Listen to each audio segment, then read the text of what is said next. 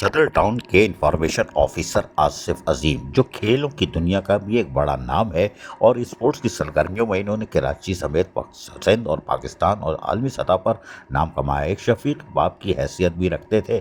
لیکن یہ 9 مئی کو ان کو ہارٹ اٹیک یعنی دل کا دورہ پڑا تھا، لیکن یہ قدرت کا تھا کھیل ہے کہ وہ دنیا سے رخصت ہو جاتے ہیں۔ ایک شفیق باپ آصف عظیم، انفارمیشن افسر اور کھیل کی دنیا کا جگمگاتا نام آصف عظیم دنیا سے رخصت ہو جاتے ہیں۔